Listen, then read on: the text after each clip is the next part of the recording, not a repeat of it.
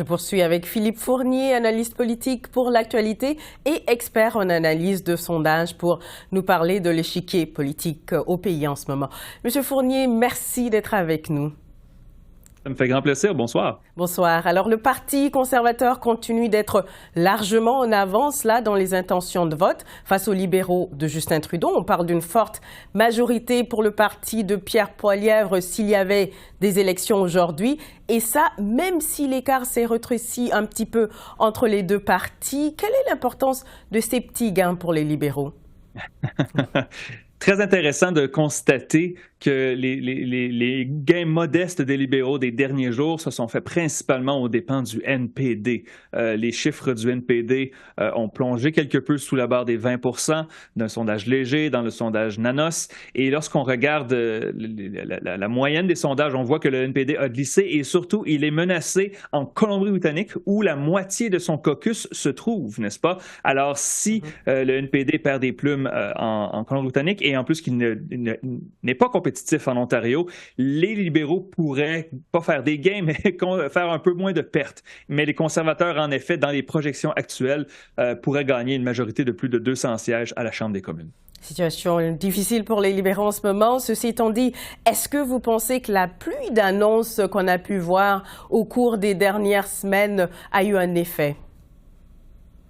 Je crois qu'il est trop tôt pour répondre à cette question, mais j'avoue que l'approche est intéressante. Au lieu d'attendre le jour du budget et peut-être d'avoir quelques fuites, pourquoi pas ne pas dévoiler les bonnes nouvelles du budget, du moins les bonnes nouvelles du point de vue des libéraux et de leurs partenaires néo-démocrates. La stratégie de communication est certes intéressante. Est-ce que ça va être un peu trop d'avoir des nouvelles à chaque jour? Est-ce que ça pourrait submerger l'électorat? Ça reste à voir, mais je crois que les libéraux sont dans une situation qui est quelque peu désespérée. Alors, je pense qu'on peut se permettre de prendre des stratégies plus risquées dans de tels scénarios. L'élection est dans 1 an et demi et on va bientôt célébrer la première bougie des conservateurs qui mènent par plus de 10 points dans la moyenne des sondages. Alors, les libéraux doivent trouver un moyen de renverser la vapeur.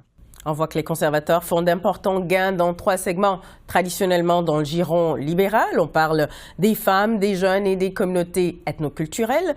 Alors, dressez-nous un portrait de la situation. Lorsqu'on regarde le découpage des sondages, en effet, si l'électorat masculin et féminin ont des tendances différentes, l'électorat masculin, traditionnellement, est beaucoup plus conservateur que les électeurs, que les femmes au Canada. Ces chiffres-là sont très resserrés. Justin Trudeau est au pouvoir principalement à cause qu'il avait remporté d'abord le vote des jeunes et le vote des femmes.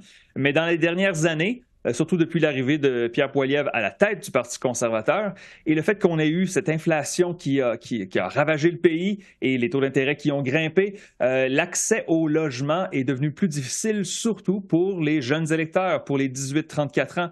Et donc, les intentions de vote ont chuté pour les libéraux dans ces tranches d'âge-là. Est-ce que ça peut encore renverser? Bien sûr, la réponse c'est oui, mais le temps commence à être restreint pour les libéraux. Comme j'ai dit, faire des annonces en logement, c'est bien, mais l'élection va être dans moins de 18 mois. Alors, ça s'en vient très, très vite pour les libéraux. Effectivement, et on voit que le Bloc est en avance face aux libéraux et conservateurs au Québec.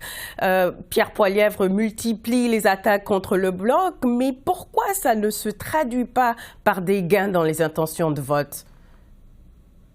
Je dirais que si le Parti conservateur devait récolter 23 ou 24 du vote au Québec, peut-être que ce n'est pas des chiffres aussi élevés que désirent les têtes du parti, mais ça serait le meilleur score des conservateurs depuis plus d'une décennie et demie, depuis le milieu de l'ère Harper. Dans les dernières décennies, les conservateurs ont obtenu 16 à 18 du vote au Québec. Donc, il y aurait des gains.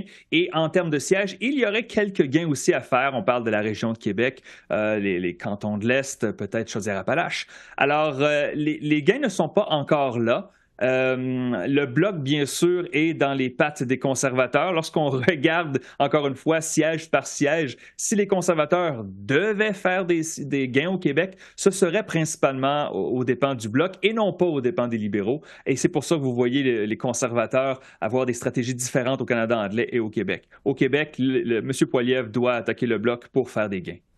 Sur cette question-là, assez rapidement, on a appris que la bloquiste Christina Michaud va affronter la ministre libérale Diane Leboutillier aux prochaines élections. On s'attend quand même à ce que ça soit une course très suivie dans la province entre les deux partis. Quelle est votre analyse de la situation? Oh, je dirais qu'à moins d'un revirement majeur de situation ou bien des effets hyper locaux que les sondages peuvent rater, il est fort probable que le Bloc puisse ravir la nouvelle circonscription de Gaspésie-les-Îles-de-la-Madeleine. Le redécoupage est très défavorable au Parti libéral. Essentiellement, on prend la circonscription actuelle et on ajoute à ça la moitié de la circonscription de la Gaspésie, de la Matanie, qui viennent se rattacher. Et cette circonscription-là était mur à mur bloquiste. Et donc, la transposition du vote, si on prend les résultats de 2021, passe d'une victoire libérale par 7 points à une victoire bloquiste par 4 points. Et ça, c'est en ne tenant pas compte la variation du vote depuis l'élection 2021. Alors oui, on va suivre ça de près, mais ça semble être un gain potentiel assez facile pour le Bloc québécois. Merci beaucoup. Un dossier à suivre, évidemment, au cours des prochaines semaines. Merci beaucoup, Philippe Fournier, d'avoir été des nôtres. À la prochaine. Toujours un plaisir. À la prochaine. Au revoir.